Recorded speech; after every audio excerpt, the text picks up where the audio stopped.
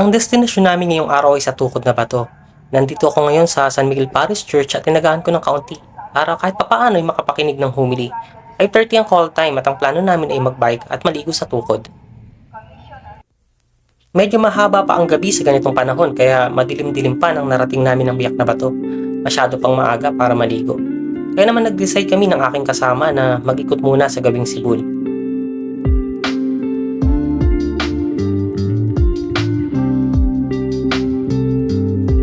Nandito kami ngayon sa kahabaan ng Sibul Biak na Bato Road.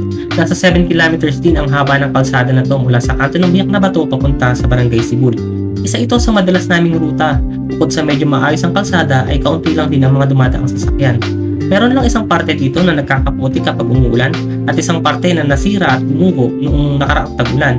Halos 20 minutong padyak narating na namin ang sentro ng Sibul. Isa ito sa pinakamalaking barangay in terms of land area at may pinakamaraming populasyon sa 49 barangays ng San Miguel.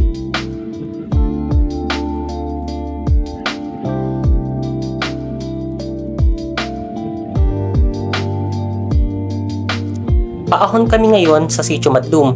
Nanggaling kami dito noong nakaraang linggo para umakyat ng bundok. Kung dadating ka at makakaalis ng maaga mula sa jump off ng Mount Panalmon ay hindi mo na kailangang magbayad ng 20 pesos na entrance dahil wala pa namang bantay sa checkpoint para maningil. Sinubukan din naming silipin ang isa pang kalsada na nagdudugtong sa Barangay Kalawakan sa DRT. Nagpas isang taon na din na huli akong makapunta dito.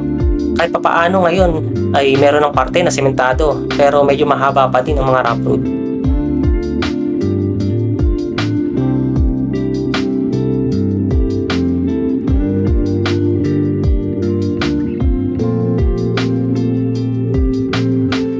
At nandito na kami sa ibaba. Nasa kabilang ibayo ang DRT. Sa dulo ng kalsada sa kabila ang jump off ng Zamora Falls. Last time na nagbike kami at bumisita sa falls ay nadadaanan pa ang tulay na ito sa itaas. Pero ngayon ay napatid na ang ibang tali at totally hindi na nadadaanan. Kaya yung mga residente o turista ay kinakailangan lumusong sa ilog para makatawid.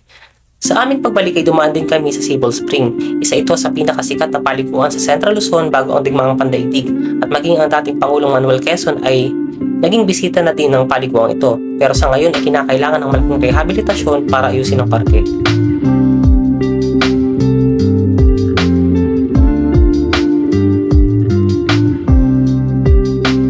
Pagbalik namin ng Biak na Bato ay sinugunan namin ang iba naming kasama at kumain muna kami bago bumaba. Itong diretsong espaltadong daan ang papunta sa entrance ng Biak na Bato at ito namang kanto na rough road ang papunta sa destinasyon namin. Nasa 500 meters na rough road at pagdating sa dulo ay pwede nang mag-iwan ng bisikleta. Wala namang masyadong pumupunta dito kaya medyo safe ang bike. Pero para sigurado ay nagdala na din kami ng mga anti-theft cables.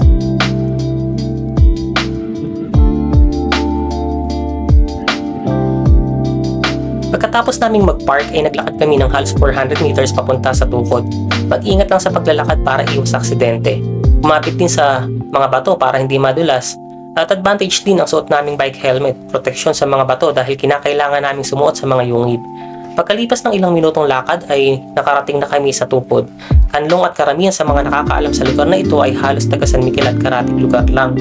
Tinawag itong Tukod na Bato dahil sa natural rock formation ito na mga boulders na nakasandig o nakatukod sa iba pang bato. Ang ilog na to ay parte at kadugtong ng Biak na Bato River System. Kung ikaw ay magkikibing activity sa Biak na Bato, parte ang mga yungib na to sa mga madadaanan.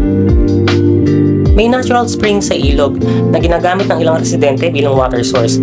Ilang taon na din noong huli akong nakapunta dito at sa bukal dito sa ilog kami kumuha ng inuming tubig. 20 pesos lang ang bayad sa pagpunta sa Tukod at hindi na kailangan ng tour guide. May maliliit na kubo din sa gilid na pwedeng rentahan sa mga gustong mag-picnic.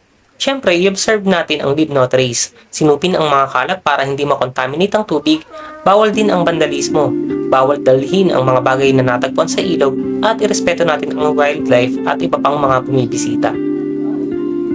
Pagkalipas ng mahigit isang oras na pagbabad sa tubig ay nakaramdam na din kami ng lamig. Kaya umahon na kami. Hinakay na lang namin ang aming mga bike hanggang sa bandang patag at pumadyak na kami pauwi. Hanggang dito na lang and see you sa next video. Maraming salamat.